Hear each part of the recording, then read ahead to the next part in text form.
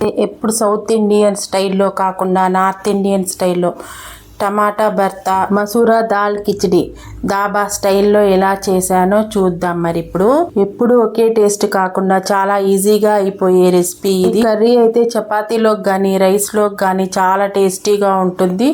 ఎలా చేయాలో చూసేద్దాం. మరి ఇప్పుడు వీడియోలోకి వెళ్ళిపోదాం.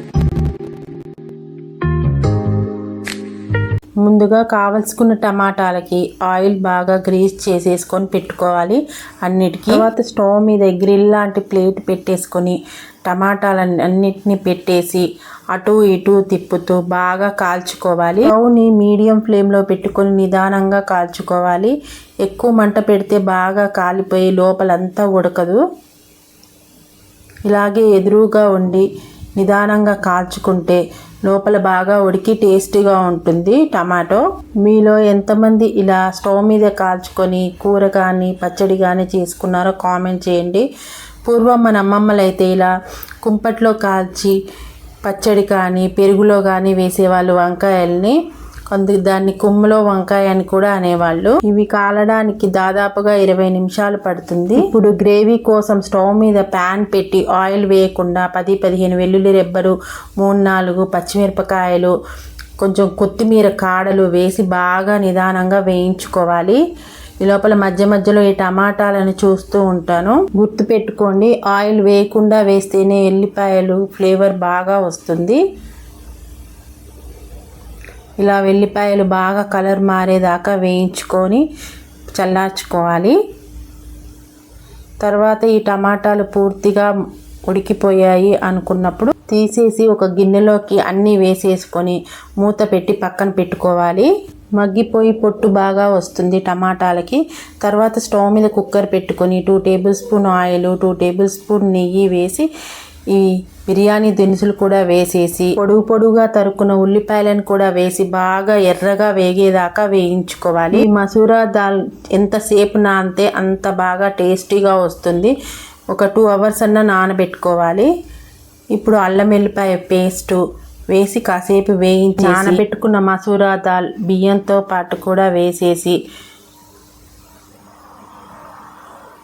1 టేబుల్ స్పూన్ గరం మసాలా, తగినంత ఉప్పు వేసి బాగా కలుపుకోవాలి. ఇప్పుడు తగినన్ని నీళ్లు పోసుకోవాలి. 1కి 1.5 లెక్క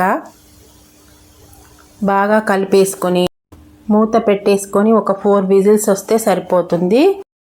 ఇప్పుడు టమాటాలను చూద్దాము. ఈ టమాటాలు చల్లారిపోయాయి కాబట్టి వీటిని పొట్టు తీసుకోవాలి. పొట్టు తీసుకునేటప్పుడు పక్కన విడిగా నీళ్లు ఉంచుకుంటే, ఎందుకంటే మనం నీళ్ళల్లో ముంచుకుంటూ పొట్టు తీస్తూ ఉంటే చేతులకి ఆ పొట్టు అంటకుండా వస్తుంది. ఇలాగే అన్ని టమాటాలని పొట్టు తీసేసి పక్కన పెట్టుకోవాలి. కుక్కర్ 4 విజిల్స్ వచ్చాయి కాబట్టి స్టవ్ ఆపేసాను.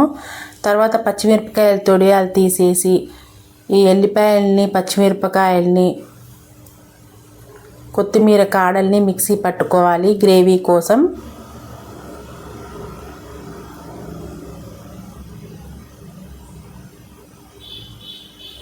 ఇది కూడా పక్కన పెట్టేసుకొని టమాటాలను కూడా చిన్న చిన్న ముక్కలుగా కట్ చేసుకోవాలి. టమాటాలకి తొడిమ భాగం ఆకుపచ్చది మనం ముందర కట్ చేయలేదు కాబట్టి ఇప్పుడు కట్ చేసేసుకొని చిన్న చిన్న ముక్కలుగా కట్ చేసి పెట్టుకోవాలి. మిక్సీ వేసుకొని అవసరం లేదు, సన్నగా ముక్కలు కోసేసుకుంటే సరిపోతుంది.